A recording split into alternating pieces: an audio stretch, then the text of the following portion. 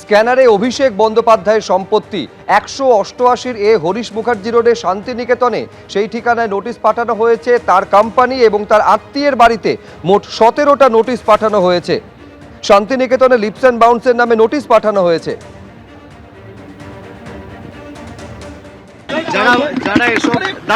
যারা এসব প্রশ্ন করছে কলকাতা পুরসভাকে জিজ্ঞেস করুন অবৈধ অংশটা কোথায়, জিজ্ঞেস করে আগে জিজ্ঞেস করে আসুন, তারপর আমার থেকে উত্তর নেবেন। আপনি স্পেসিফিক্যালি জিজ্ঞেস করুন কোন অবৈধ অংশ, যে অবৈধ অংশ মার্ক করে দেবে উত্তর আমার থেকে নিয়ে যাবেন।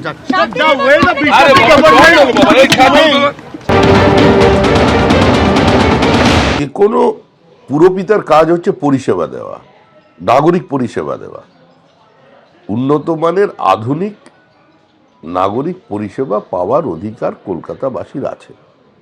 তৃণমূল কংগ্রেসের হাতে এই মুহূর্তে কলকাতা কর্পোরেশন ছাড়া আর তেমন কিছু নেই। কলকাতা শহর তৃণমূল কংগ্রেসকে প্রত্যাখ্যান করেছে, বিধানসভা নেই, এটাও বেশি দিন থাকবে না, মানুষ এখান থেকেও ওদের সরিয়ে দেবে। তাই এই সমস্ত আন্দোলন পরে করবেন, আগে একটু যাতে মানুষ পরিষেবা পায় জঞ্জাল মুক্ত করবার প্রচেষ্টা করে যান। যাবার আগে কিছু তো ভালো কাজ করে যান।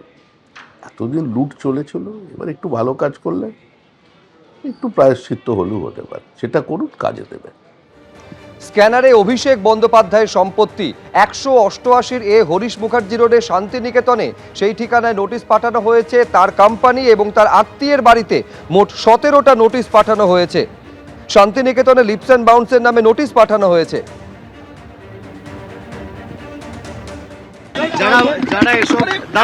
যারা এসব প্রশ্ন করছে কলকাতা পুরসভাকে জিজ্ঞেস করুন অবৈধ অংশটা কোথায়, জিজ্ঞেস করে আগে জিজ্ঞেস করে আসুন, তারপর আমার থেকে উত্তর নেবেন।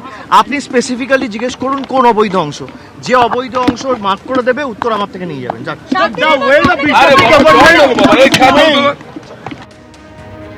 আবাস যোজনায় বাড়ি দেওয়ার নাম করে 30,000 টাকা কাটমানি নেওয়ার অভিযোগ উঠেছে প্রাক্তন তৃণমূল কাউন্সিলরের বিরুদ্ধে।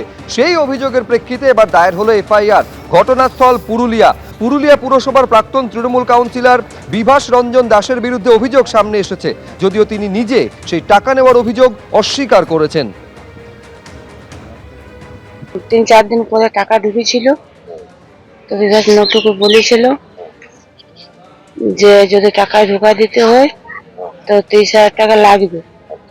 তো নটু আমার ঘর থেকে, আমার কাছ থেকে 30,000 টাকা নটু নিয়ে গেছে।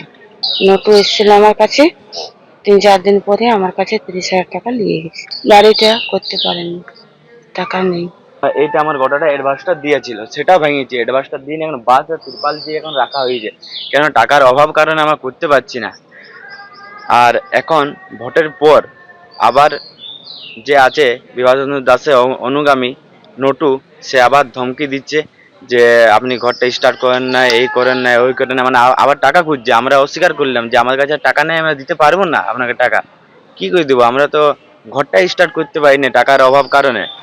আমরা পারবো না টাকা। না বলছে দাদা বলে পাঠাইছে টাকা দিতেই হবে, না হয়ে বলছে কি কমপ্লেন করে দেবো, এসডিওতে চিঠি দিয়ে যাবো, তদন্ত করাবো। আমরা বললাম ঠিক আছে, আমরা দিতে পারবো না, যেটা পাচ্ছ তোমরা করো, আমরা আস্তে আস্তে কাজ শুরু করবো, আমাদের টাকা হলে আমরা কাজ শুরু করবো। এবিপি আনন্দ, এগিয়ে থাকে, এগিয়ে রাখে।